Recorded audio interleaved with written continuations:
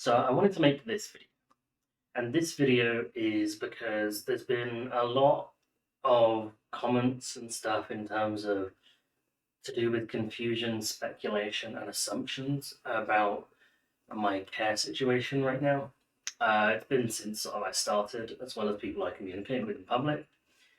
And instead of letting people guess or fill in the gaps, I want to go ahead and explain clearly and honestly, in my own words, exactly what my care sort of setup has been and is now.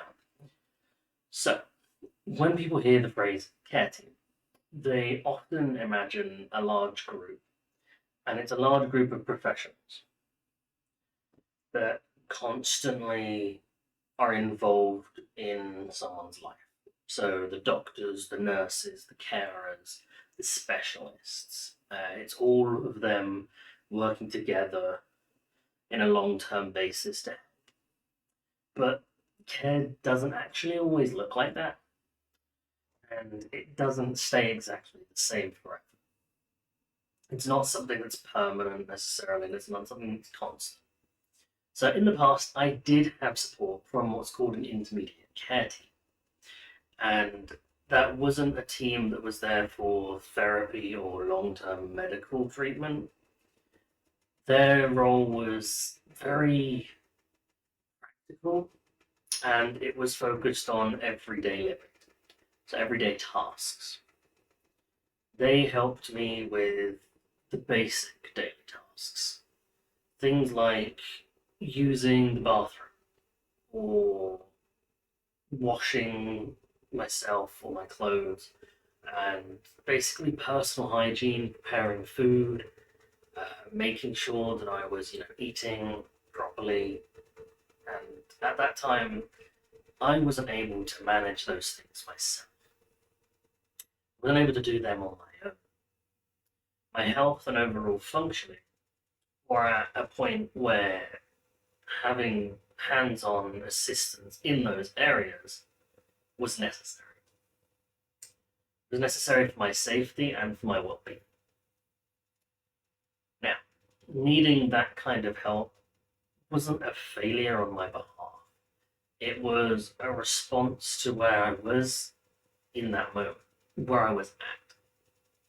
And that support existed to help me get through a very difficult period. It helped me get through that period that was really tough and safe. Now, the intermediate care is designed to be temporary, and what it's meant to do is it's meant to support people while they recover, stabilize, or transition into a situation where they can actually then manage more independently. It's not intended to be permanent unless their needs stay at that level consistent. Since then, things for me have changed. I'm now in a more suitable accommodation. My environment is safer and better for me. It's adapted in a better way to my needs. And my ability to manage day to day in terms of tasks has improved because I no longer meet the criteria for that level of the intermediate care. I can now manage doing more tasks alone. So the care team itself, it didn't disappear. Suddenly or over time, it wasn't taken away unfairly. It just simply reached the end of its role, which is how that type of support is meant to be. It's how it's meant to work. When I say I don't really have a large official care team, it's because I don't have one in place anymore. And it's important to be clear about what that means. It doesn't mean that I was abandoned. It doesn't mean that I was lying or exaggerating before. It doesn't mean anything that's going on with my health right now. Like, it's nothing to do with that. It's just I had a care team because I needed it, and now I do not. It doesn't mean I'm cured, it doesn't mean I'm fixed, or I'm completely fine. I do still have medical care. I continue to attend physiotherapy. I'm still waiting on an appointment for that. And I'm currently waiting on a neurology appointment to see a specialist. And that's coming up. Those are still part of my ongoing healthcare with FND. Even if I don't have people that are assisting me every single day with day-to-day tasks or personal care anymore. It's a lot of people see care as an all or nothing, and it's not. They see it as either you have a full team involved or you have nothing at all.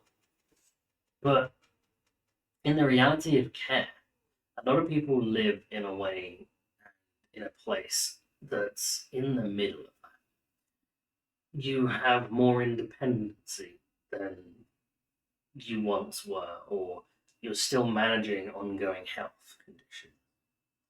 You're attending appointments, and you do have limitations, but you're not in a full state of care, and you're not in a completely no state of care. That's where I am right now. It's also worth saying that changes in care can be emotionally complicated, not just physical. Losing a care team or no longer having that care team in place, it doesn't always feel like a win, even when it reflects improvement in your health, in your condition. It can feel unsettling, and it feels like a big adjustment. Care changes as your health or the people's needs change, and that is normal. That's how it's meant to work. And I wanted to explain this openly to reduce that misunderstanding and confusion that there was and stop speculation.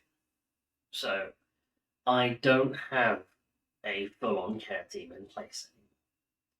And I do still have the physiotherapy and the doctors and all that side of things.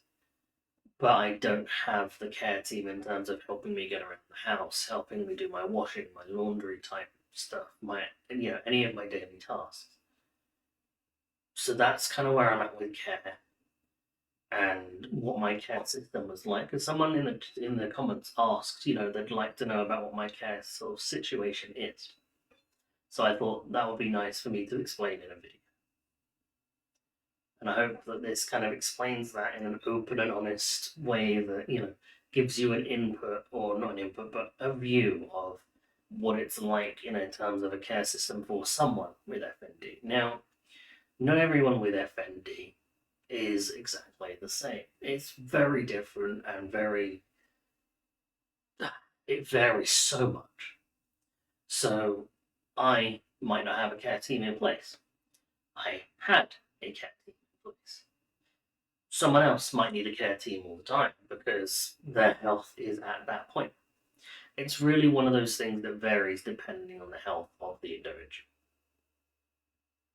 If you do have any ideas on any videos that you would like me to do, definitely leave them in the comments below the video. If there is anything that you would like to share, your story or anything like that, please do share it in the comments below as well. I love to hear in terms of what other people are going through. If you want to share and talk about what's going on, use the comments below, and it's perfectly fine for you to do so. And in terms of videos, if there's anything you want to see or you want to know, any questions you want answered, list them. Because I'm trying to answer everything and share information that people want. I share information that I feel like people deserve to know and people want to know, but having people tell me, hey, this would be a great video idea for me, it's just very helpful to know.